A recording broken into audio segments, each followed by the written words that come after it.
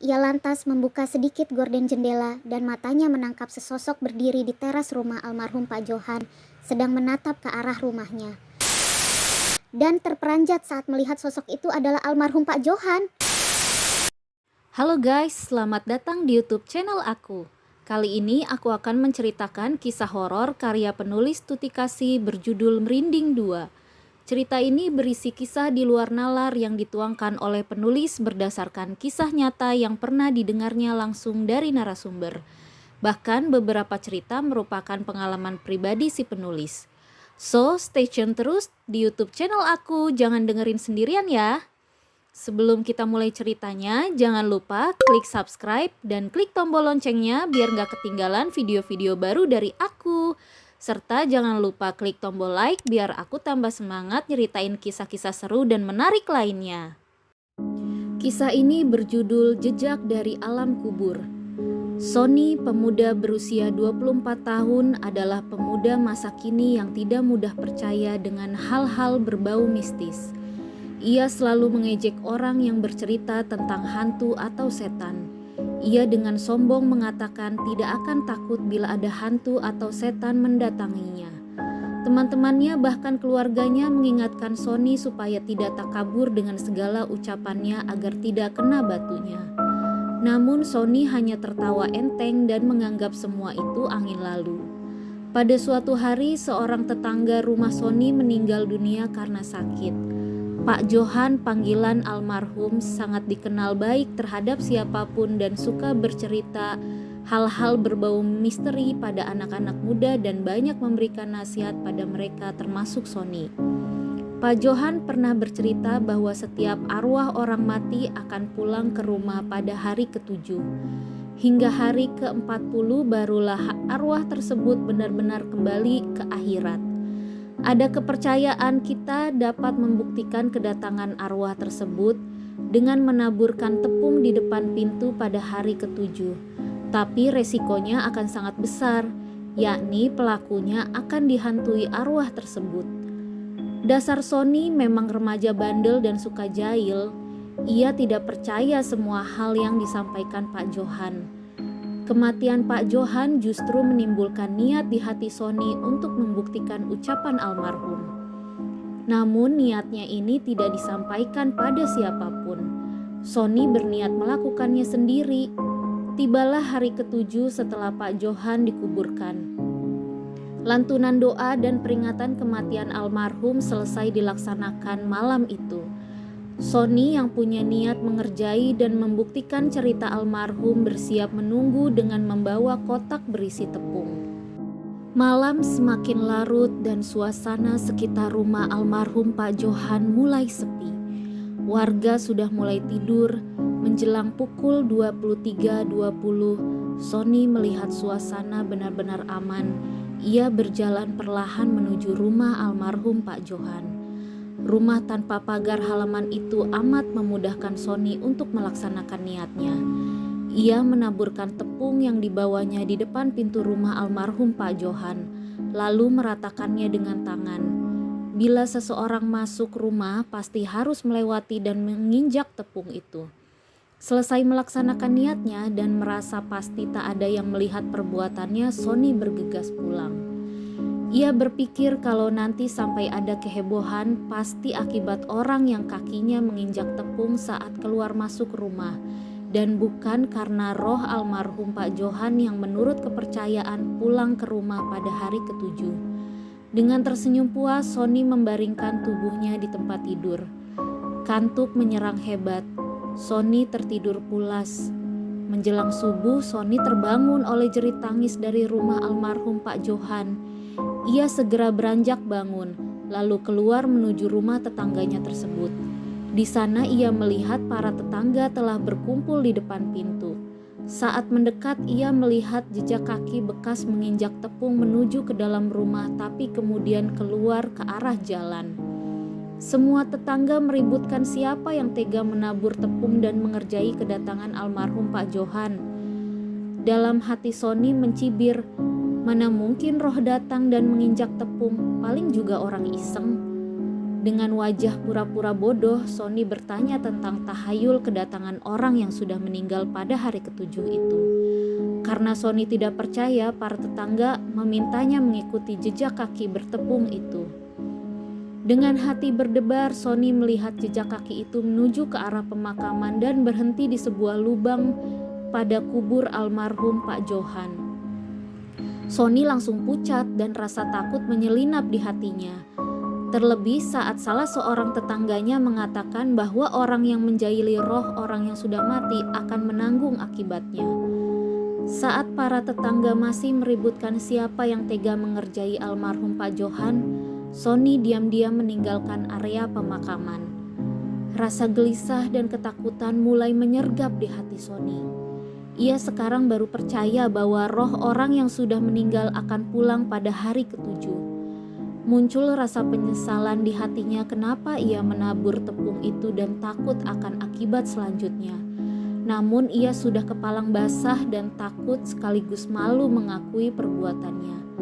Sementara itu, keluarga almarhum Pak Johan masih dipenuhi rasa duka akibat perbuatan jahil seseorang yang mengusik ketenangan almarhum. Menjelang malam, Sony dihantui kegelisahan dan ketakutan sehingga matanya sulit dipejamkan. Sony mencoba tidur, tapi rasa kantuk tak kunjung datang. Ia lantas membuka sedikit gorden jendela dan matanya menangkap sesosok berdiri di teras rumah almarhum Pak Johan sedang menatap ke arah rumahnya. Meski ketakutan, Sony berusaha memberanikan diri melihat lebih jelas dan terperanjat saat melihat sosok itu adalah almarhum Pak Johan. Ketakutan mencengkeram hati Sony, terlebih melihat sosok almarhum Pak Johan berjalan ke arah rumahnya. Tanpa menunggu lama, Sony keluar kamar dan menggedor pintu kamar orang tuanya.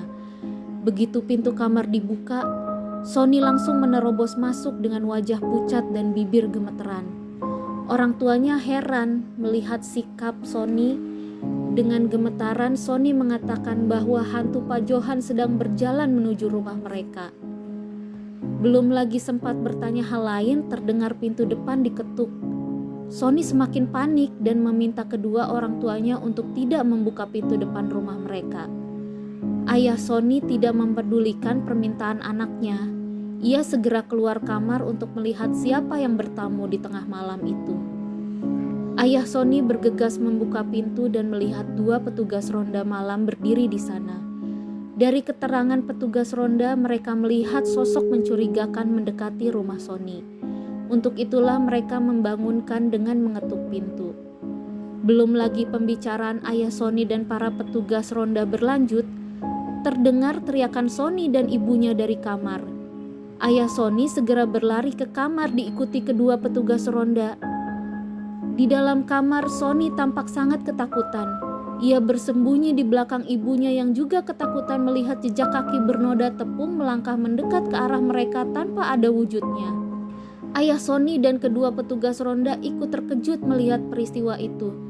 Jejak kaki bernoda tepung tampak menghentikan langkahnya dengan kehadiran ayah Sony dan kedua petugas ronda. Ayah Sony mulai mengerti dan segera menanyakan apa yang telah Sony lakukan sehingga jejak kaki bernoda tepung milik almarhum Pak Johan mendatanginya. Sony menangis ketakutan dan dengan terbata-bata ia menceritakan ulahnya menjahili rumah almarhum Pak Johan pada hari ketujuh kematiannya. Ayah Sony sangat terkejut, demikian juga dengan kedua petugas ronda. Mereka sekarang paham bahwa sosok yang mendekati rumah Sony adalah almarhum Pak Johan yang merasa terganggu dengan ulah Sony yang tidak bertanggung jawab. Sony diminta untuk meminta maaf pada keluarga Pak Johan dan harus bertanggung jawab membersihkan noda tepung pada jenazah almarhum Pak Johan. Tak lupa ayah Sony juga meminta maaf pada almarhum Pak Johan atas perbuatan anaknya, serta meminta almarhum untuk mengampuni kejahilannya. Sosok tanpa wujud itu tampaknya mengerti dan mau menerima permintaan maaf Sony sekeluarga, serta menerima janji pembersihan noda tepung itu. Langkah kaki bernoda tepung itu tampak berbalik keluar kamar dengan meninggalkan jejaknya. Keluarga Sony merasa lega, demikian juga kedua petugas ronda yang tadinya merasa takut kalau sosok tanpa wujud itu marah. dan melakukan pembalasan terhadap perbuatan Sony. Keesokan harinya, Sony diantar keluarganya dan kedua petugas ronda sebagai saksi mendatangi rumah almarhum Pak Johan untuk meminta maaf. Mereka juga meminta kerelaan keluarga almarhum untuk memberi izin membongkar kubur guna menghilangkan noda tepung pada kaki jasadnya. Sekalipun marah, tapi karena kesungguhan Sony sekeluarga, keluarga almarhum Pak Johan memberi izin dengan syarat harus diadakan doa bagi almarhum. Kesepakatan tercapai. Sony sekeluarga melaksanakan janji mereka setelah mendapat izin dari RT, RW, dan kelurahan setempat. Akhirnya pembongkaran makam dilaksanakan. Sekalipun ngeri dan takut saat melihat kaki jenazah almarhum Pak Johan bernoda tepung, Sony memaksakan diri membersihkan noda itu sampai bersih dan kemudian kubur ditutup kembali. Doa bagi almarhum pun digelar di rumah Sony dengan dihadiri keluarga almarhum Pak Johan. Desa tempat tinggal mereka sempat heboh dan geger. Warga berduyun-duyun datang menyaksikan pembongkaran makam almarhum Pak Johan. Kejadian itu benar-benar membuat Sony tobat dan sejak saat itu percaya bahwa selain kehidupan manusia juga ada kehidupan roh lain yang tak seharusnya diganggu. Sony jera dan bersumpah tidak akan pernah melakukan ulah jahil yang dapat mengundang malapetaka. Kejadian jejak kaki bernoda tepung sempat menjadi pembicaraan bukan hanya di desa tempat Sony tinggal. Desa tetangga juga ikut geger mendengar cerita itu dari mulut ke mulut. Entah ditambah bumbu apa ceritanya sehingga bernuansa seram, padahal kejadian sesungguhnya tidak demikian. Kini Sony hidup tenang bersama orang tuanya, bahkan akhirnya ia berpacaran dengan anak almarhum Pak Johan dan menikahinya setelah dewasa. Mungkin itu tebusan rasa bersalah Sony terhadap kejahilannya. Kepada adik-adiknya, Sony sering mewojang agar tidak melanggar atau mencoba mengganggu alam lain karena dapat menyebabkan malapetaka. Lebih baik banyak mendekatkan diri pada Tuhan sehingga terhindar dari petaka apapun. Demikianlah kisah tentang jejak dari alam kubur. Semoga dari kisah yang aku ceritakan ini dapat memberi wawasan bagi kita semua tentang adanya dunia tak kasat mata dan misteri dalam kehidupan fana ini, serta semakin membuat kita menyadari akan kebesaran kuasa Tuhan, Sang Pencipta dan Pengatur alam semesta. Dukung aku terus dengan mengklik tombol like dan subscribe sebanyak-banyaknya. Terima kasih.